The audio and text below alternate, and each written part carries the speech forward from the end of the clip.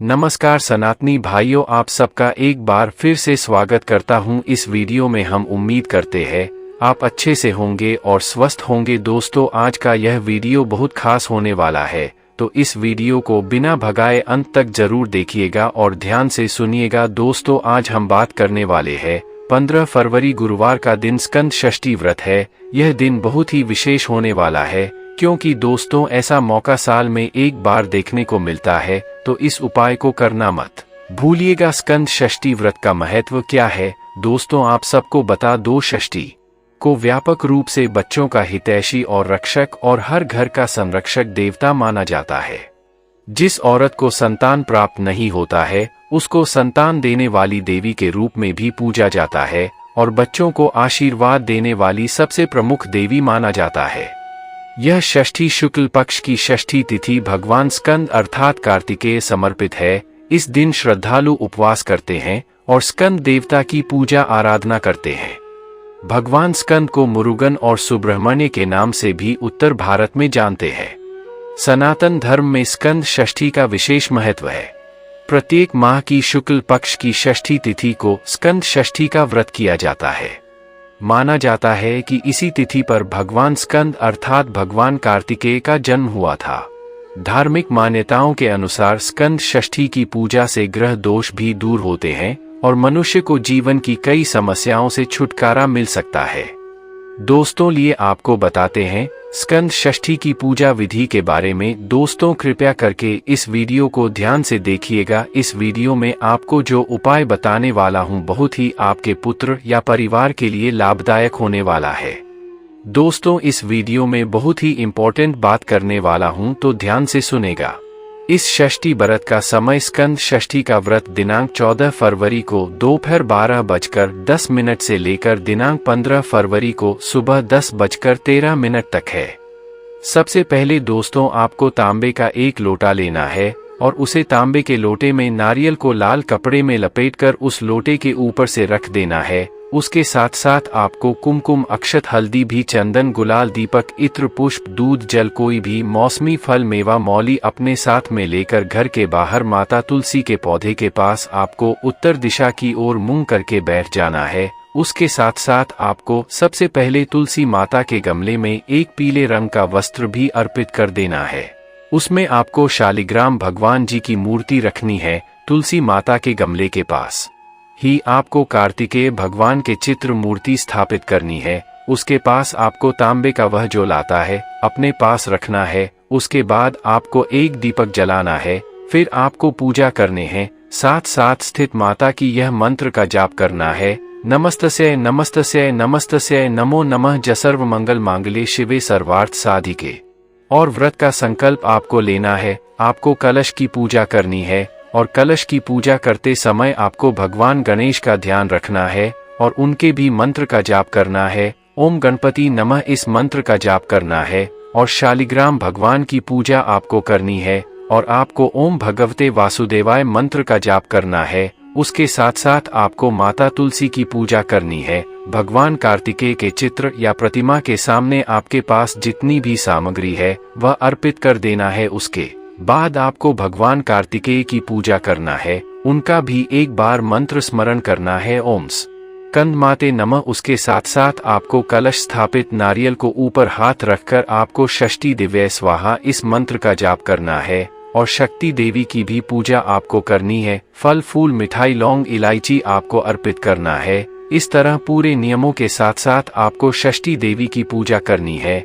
आपको मित्रों को जाप करना है। उसके बाद आपको अपने बेटे के लिए कोई कामना करना है, जिससे आपका बेटा विद्यमान हो, बीमारियों से मुक्त रहे और नौकरी के योग बने। अक्सर वह औरत के लिए यह उपाय अच्छा रहेगा जी उपाय के बच्चे नहीं हो रहे हैं, मतलब कि निसंतान है, जिससे उसको जल्द ही जल्द संतान की प्राप्ति मिलेगी।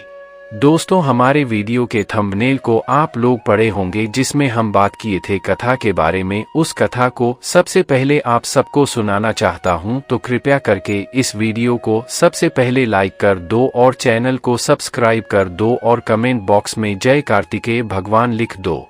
एक पौराणिक कथा बताती है कि प्राचीन काल में एक प्रियव्रत नामक राजा थे और उनकी रानी का नाम मालिनी था। विवाह के बाद बहुत समय तक उन दोनों की कोई संतान नहीं थी। वह इस बात से बहुत पीड़ित रहते थे। एक दिन वह अपनी संतान प्राप्ति की इच्छा को लेकर महर्षि कश्यप के पास गए और उनसे अपनी मन की व्यथा कह सुनाई। महर्षि कश्यप ने उन्हें पुत्रेष्टि यज्ञ करवाने का सुझाव दिया। राजा रानी इस आशा की किरण को देख अत्यंत प्रसन्न हुए। उन्होंने पूरी श्रद्धा और विधि विधान से पुत्रेष्टि यज्ञ करवाया।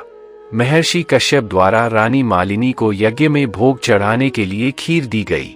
उस खीर को रानी मालिनी को प्रसाद स्वरूप ग्रहण करने को कहा गया, जिसको उन्होंने सहर्ष ग्रहण किया। यज्ञ और प्रसाद के शुभ प्रभाव से रानी गर्भवती हुईं और उन्होंने एक पुत्र को जन्म दिया। पुत्र प्राप्ति के समाचार से राजा प्रियव्रत और रानी मालिनी की खुशी की कोई सीमा न थी, परंतु उन्हें संतान का सुख कुछ समय के लिए ही मिला। अभाग्य से उनका पुत्र मृत पैदा हुआ। इस समाचार से राजा रानी को अत्यंत पीड़ा हुई। राजा अपने पुत्र के शव को लेकर श्मशान घाट पहुंचे। अपनी संतान के मृत पैदा होने का वियोग इतना भारी था कि राजा प्रियव्रत ने अपने प्राण त्यागने का मन बना लिया।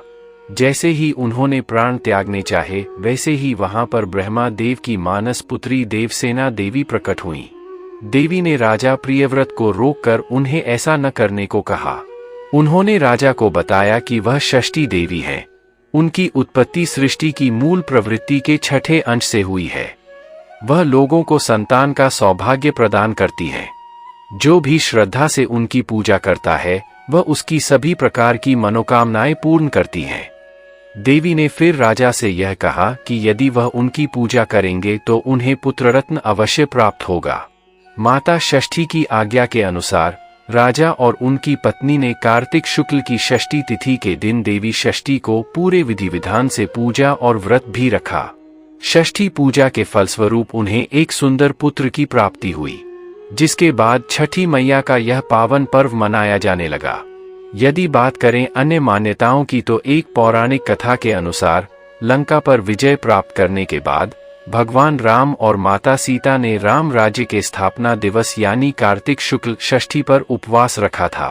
उन्होंने षष्ठी को सूर्य देव की पूजा की और फिर सप्तमी को सूर्योदय के समय पुनः अनुष्ठान कर सूर्य देव से आशीर्वाद प्राप्त किया था। वहीं एक अन्य मान्यता के अनुसार छठ पर्व की शुरुआत महाभारत काल में हुई थी। सबसे पहले सूर्य के पुत्र कर्ण ने सूर्य देव की पूजा शुरू की। कर्ण भगवान सूर्य के परम भक्त थे। वह प्रतिदिन घंटों जल में खड़े रहकर सूर्य को अर्घ्य देते थे। सूर्य की कृपा से ही वे एक महान योद्धा बने। छठ में आज भी अर्घ्य देने की यह विधि प्रचलित है। कुछ कथाएं ऐसी भी मिलती हैं जिनमें पांडवों की पत्नी द्रौपदी द्वारा सूर्य देव की उपासना का उल्लेख मिलता है। वह अपने परिवार के अच्छे स्वास्थ्य के लिए प्रार्थना करती थी और लंबी उम्र के लिए नियमित रूप से सूर्य पूजा करती थी।